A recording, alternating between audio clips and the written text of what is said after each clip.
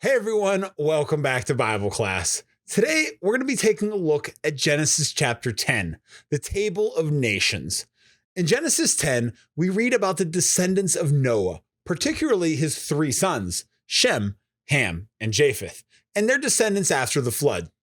This chapter comes as a fulfillment of God's commandment to Noah to be fruitful and multiply and fill the earth. And well, this is them doing that. So let's take a look at the text. We see right away in this chapter, this is the account of Noah's sons, Shem, Ham, and Japheth, who also had sons after the flood. It's easy to assume that those three sons of Noah, Shem, Ham, and Japheth, are told to us in birth order, but they're actually not. It appears that Shem is the oldest brother down in verse 21, where we read that, and sons were also born to Shem, the older brother of Japheth. And in the previous chapter, we learned that Ham is the youngest son. In chapter 9, verse 24, Noah awoke from his drunkenness and learned what his youngest son, who was Ham, had done to him. So the actual birth order of these guys would be Shem, Japheth, and Ham. But anyways, here in Genesis 10, we were given all of their descendants, their sons and grandsons that have filled the earth. The time period here in this filling of the earth is definitely taking place over a few hundred years. This isn't like the next day and then boom, all of a sudden they had all these kids, but rather over the next years, these are the sons that they had. Aside from a brief little story about Nimrod in here, we're not really given any narrative in this chapter. It is strictly genealogical in nature. And we're also not given any birth dates or death dates like in some of the other genealogies. Here we are simply given their names, which begs the question, what should we do with all these names? Well, the list of names starts with Japheth, and we're told the sons and grandsons of Japheth. And if you had a little bit of extra free time and you were to count up all of the sons and grandsons of Japheth, you would find that there were 14 of them. These sons of Japheth end up settling the world north of the land of Israel, up through Turkey and into Russia and all the way over into modern day Europe, maybe even as far as Great Britain. And after Japheth comes the genealogies of Ham. We're told all of the sons and grandsons of Ham. And again, if you were to have some free time and looked through here and counted all of them up, you would find that there were actually 30 sons and grandsons of Ham. The sons of Ham end up settling in the land of Israel itself, even though it wasn't called that yet. It's called Canaan because it's where the Canaanites settled. That's one of Ham's sons. Ham's sons also settled south of there through Africa, particularly in Egypt or Mizraim, and down as far as Ethiopia or Cush. And lastly, in this list of names, we have the sons of Shem, who are the Semites. And if you were to count up all of the sons of Shem, you would find that there were 26 sons and grandsons of Shem. And these became the Semitic peoples living in the Middle East in your Saudi Arabias, Iran, Iraq, Persian, Babylonian areas. And if you were to add up all of these sons and grandsons of Shem, Ham, and Japheth, you would discover that there were 70 different distinct people groups. This has become known as the Table of Nations, or the 70 nations of the world. And throughout the Bible, these 70 nations are referenced kind of a lot. A lot of the times when you come across these or the number 70, or in some cases even 7, it's meant to remind us and throw us back here to this chapter and realize that this is sort of a representation of the entire world. We have to remember that there is no nation of Israel yet here in the text. The nation of Israel through Abraham is going to be called out of one of these nations. And then through Abraham, Isaac, and Jacob, Israel will be divided into 12 tribes. So we have 12 tribes of Israel and we have 70 nations of the world. We have at least one instance in the text where these two numbers are found within the same verse. And that's in Exodus chapter 15, verse 27. This is right after the Israelites had left Egypt and walked through the Red Sea. The sea collapsed on their enemies, and they have just finished singing the Song of the Sea, led by Moses and his sister Miriam. After a brief episode with the bitter waters of Marah, we're told in verse 27 that then they, the Israelites, came to Elim, where there were 12 springs of water and 70 palm trees. and they encamped there by the waters.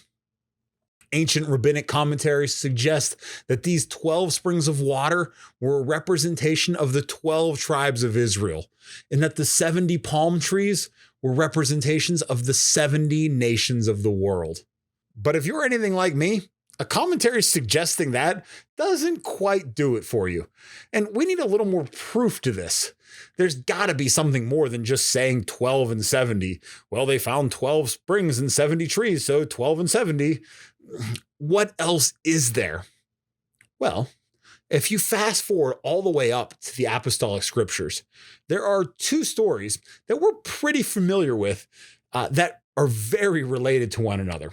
They both come out of the Gospel of Mark, and they're both about feeding groups of people. The first from Mark chapter 6. We see Jesus feed 5,000 people. I'm sure you're familiar with the story where the disciples wanted to dismiss the people and send them away because it was late and there just wasn't anything for them to eat. But Jesus tells them to feed the people anyways, even though all they had was 5 loaves of bread and 2 fish.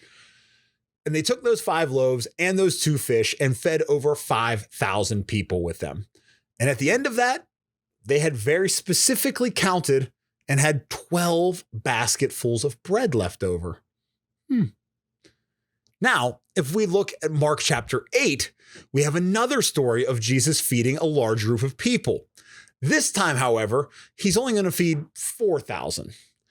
We're told that Jesus had compassion on the crowd, for they had already been with him for 3 days and had nothing to eat, so he wanted to feed them.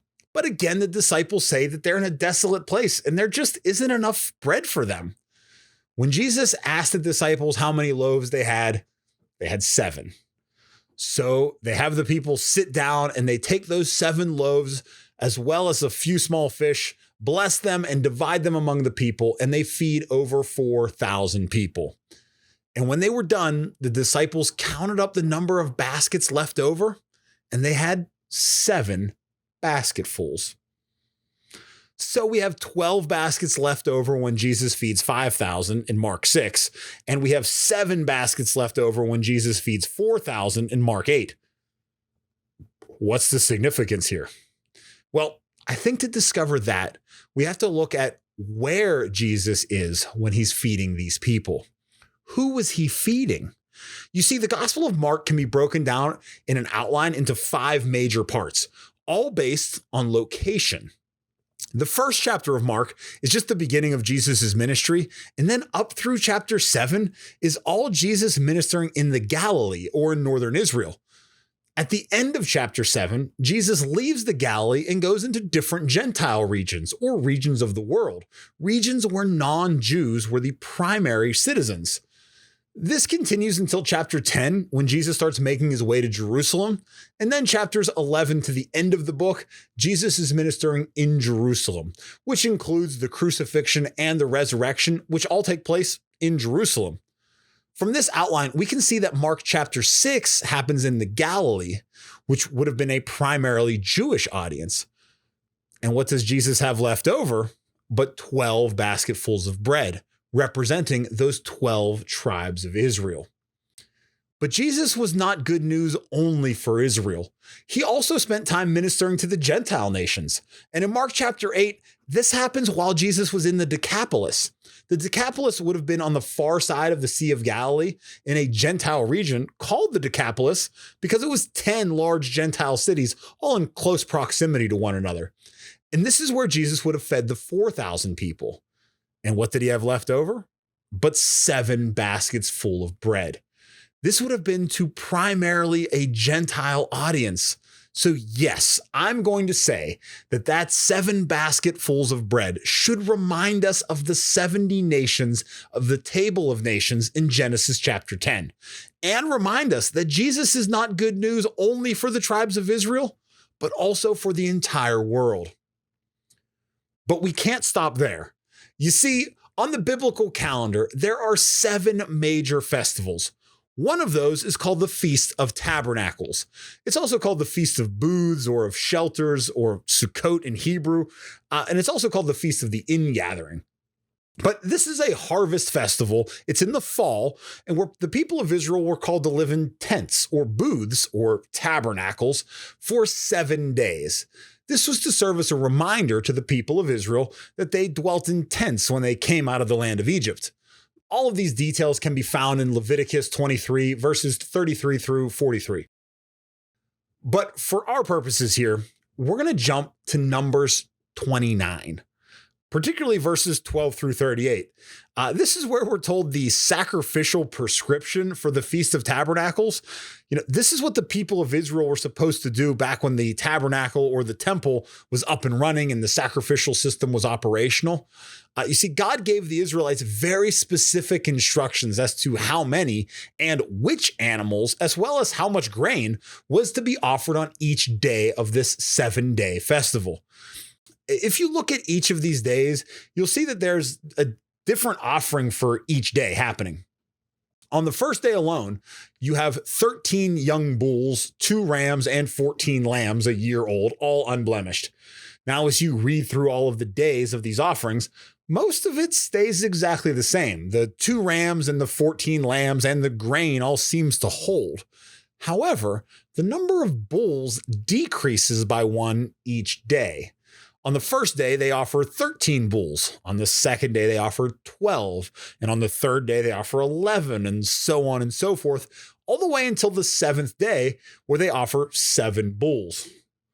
This is one of those things that jumps out at you when you're reading through these offerings. And you look at that, and you have to ask the question, why is that one changing while everything else is staying the same? Why is that one decreasing? What am I supposed to learn from this? Well, if you were to take each of those number of bulls and add them up for the 7-day festival of the Feast of Tabernacles, you would find that they offer 70 bulls. Ancient rabbinic commentary says that they offered 1 bull for each of the nations of the world. God commanded the Israelites to make an offering at the Feast of Tabernacles for each of the Gentile nations of the world. You see, the Feast of Tabernacles, or the Feast of the Ingathering, is a celebration for all of the world and is not something that's exclusive for the nation of Israel, but it's actually for the world. We see this in full effect in the future fulfillment of the Feast of Tabernacles. In Zechariah 14, we are given a picture of what the future is going to be like. The context of Zechariah 14 seems to be that the Messiah has already returned, has put his feet down on the Mount of Olives. That mountain has split and living water has gone forth from Jerusalem, and the people will look at the one whom they have pierced and they will mourn as for an only son. And then that Messiah will be king over all the earth, and he will rule out of Jerusalem. And we're told in chapter 14, verses 16 and 17, then all the survivors from the nations that came against Jerusalem will go up year after year to worship the King, the Lord of hosts, and to celebrate the Feast of Tabernacles. And should any of the families of the earth not go to Jerusalem to worship the King, the Lord of hosts, then the rain will not fall on them. So who was supposed to go to Jerusalem? All of the nations of the world. You see, God is not the God of Israel only, but he is also the God of the entire world. The good news of Jesus ruling as king is not only news for the nation of Israel, but it's also good news for all 70 of those nations, who every year the nation of Israel would offer a bull on behalf of, so that someday in the future, they might be able to go up to Jerusalem and celebrate with the Master himself. While I'm not a big numbers guy myself, trying to find the hidden and secret meaning behind each and every number found in the text, I do think that sometimes those numbers are given for a reason, and that it's our job to find how these threads, which start early in the book of Genesis, carry through the entire scripture. Here in Genesis chapter 10, we met 70 nations that have filled the entire earth. And in a few chapters, we're going to meet the 12 tribes of Israel that were called out of those 70 nations. Fast forward a few thousand years, and God himself is going to take the form of a man and tabernacle amongst us. While he came as one of the 12 tribes of Israel, his death and resurrection is good news for the entire world. And someday in the future, when Jesus is king on earth, all of the nations will celebrate the Feast of Tabernacles with him in Jerusalem. Thanks for joining us today here at Bible Class. I hope that was as much fun for you as it was for me.